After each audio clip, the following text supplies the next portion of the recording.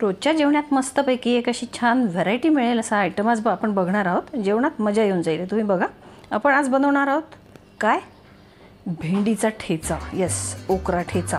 Yes, ladies फिंगरचा ठेचा। नमस्कार, मी जुई आणि जुईज kitchen and हॅक्समध्ये तुमच्या सगळ्यांचं स्वागत करते। बघूया कसा बनवायचा ते। आता मी ही भेंडी स्वच्छ धुवून आणि त्याचे तुकडे करून घेतलेले आहेत। या थोड्याशा काकडा मिरच्या घेतल्या आहेत, या कमी तिखट असतात। थोडेसे शेंगदाणे घेतले आणि लसूण कुटून घेतली आहे, ठेचून माझ्या खलबत्त्यात आवडीच्या। तर आता आपण हे चॉपर घेतलेलं आहे आणि यामध्ये ह्या मिरच्या मी टाकते आहे 5-6 बऱ्यापैकी टाकायच्या। खूप झणझणीत मिरच्या असतील तर कमी टाका। हा काकडा मिरच्या असल्यामुळे मी 5-6 टाकल्या। या थोड्याशा मिरची थोडीशी खोडून घेऊ आणि ही भेंडी आपण याच्यात टाकू।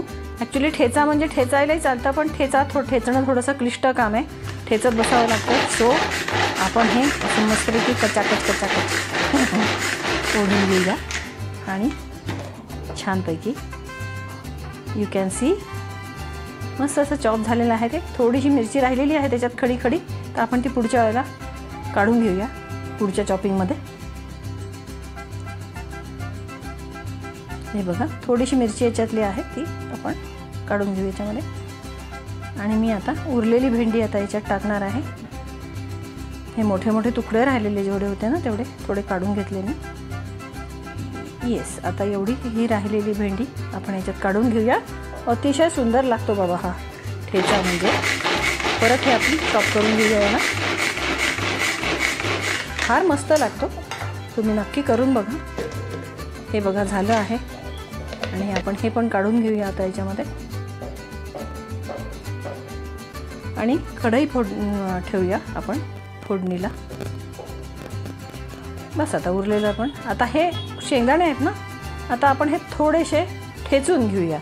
तर ती लसूण मी काढून घेते आणि आपण हे थोडेसे ठेचून घेते। आता ह्याचे सालं पण निघत आहेत, तर ते भाजलेली नाही आहे बरं का, ती शेंगदाणे भाजलेले नाही आहेत, सालं निघत आहेत, तेवढी आपण उडवून घेऊया थोडीशी।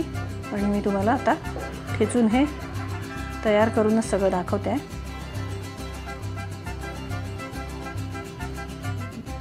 हे बघा, ठेचून घेतलेत मी सगळे शेंगदाणे।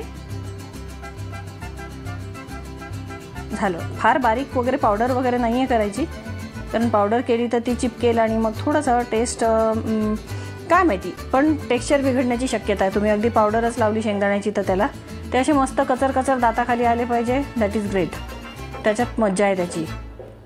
सो खूप काही बारीक करायचे नाही आहेत, ठेचूनच घ्यायचे आहेत ते बरं। मिक्सरमध्ये टाकलं की त्याची पावडर होणार आणि म्हणजे काही शेंगदाणे राहिले तरी काही शेंगदाण्याची पावडर होणार। सो हे असं कढईमध्ये भरपूर तेल टाकून आणि त्याच्यावरती थोडंसं सुरुवातीला थोडंसं परतून घ्यायचे आहेत शेंगदाणे, कुरकुरीत होतील असे परतायचे। आता आपण याच्यामध्ये लसूण ठेचलेला जो होता तो टाकूया। हे बघा, मंद आचेवर आपण ते शेंगदाणे परतून घेतलेले आहेत, थोडेसे खमंग होतील असे केलेले आहेत, कारण आपण आधी ते भाजलेले नव्हते ना, कच्चेच घेतले होते। सो छानपैकी परतून घेतलेले आहेत आणि याच्यावर टाकू आपण आता ठेचलेली लसूण। ये देखो, हमने ये लहसुन इस पर डाल दिया है कूटा हुआ। इसको अच्छे से मिला लेंगे और इसका कच्चा स्मेल जाने देंगे।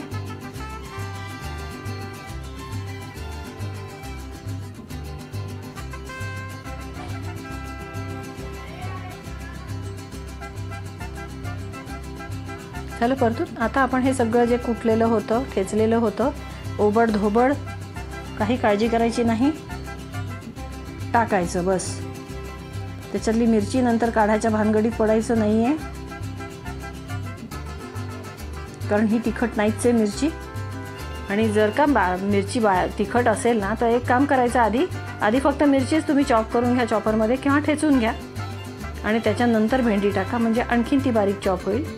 ही काकडा मिरची असल्याने मला जास्त फिकीर करण्याची गरज पडली नाही, कारण ही काढायची गरज पण पडत नाही काकडा मिरची ॲक्च्युली। सो आता आपण याच्यात मीठ टाकूया आणि हळद तिखट वगैरे टाकायचं नाही आहे, कुठलाही मसाला टाकायचा नाही आहे, दॅट इज इनफ। जेवढं टाकलेलं आहे तेवढंच बस। आपण नंतर कोथिंबीर टाकू त्याच्यानंतर, पण हे सगळं झाल्यानंतर आता या स्टेजला काय होईल, थोडंसं हे चिकट वाटेल तुम्हाला बुळबुळीचं. सो तुम्ही याच्यामध्ये थोडंसं आपण याच्यावर झाकण ठेवूया आणि तेल पण तुम्ही टाकू शकता याच्यावरती आपल्या आपल्या आवडीनुसार. थोडंसं तेल वाढवून घ्यायचं आहे. आता हे पळीचं मी चमच्याने काढून घेते चिकटचं आणि याला आपण झाकून ठेवू थोडंसं नीट ढवळून. आणि हे बघा आपण ठेवलं झाकण आणि आपण 2च मिनिटांनी बघू त्याला. येस, थोडंसं लागलं आहे पण ओके, नथिंग टू वरी. ते काय आहे त्याच्यात पाणी बिणी काहीच नसल्यामुळे आणि चिकटपणा असल्यामुळे लगेच लागून जातं. पण तरी पण हे बघा थोडंसं चिकट वाटतं आहे. तर आपण हे आणखीन थोडंसं याला थोडंसं शिजू देऊया. एक 5च मिनिटं नाही, 2-3 मिनटं फक्त. परत एकदा मी याच्यावरती झाकण ठेवते आहे आणि आणखीन फक्त 2 मिनिटांनी. ये देखो, आता आपण कोथिंबीर टाकून घेऊ याच्यामध्ये.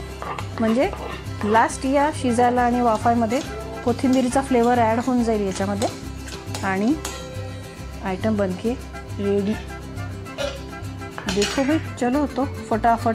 बघा कसं मस्त पानात असं छान झणझणीत दिसतं आहे आणि अतिशय सुरेख. पण ठेच्यासारखं नाही, भाजीसारखा हा खाता येतो.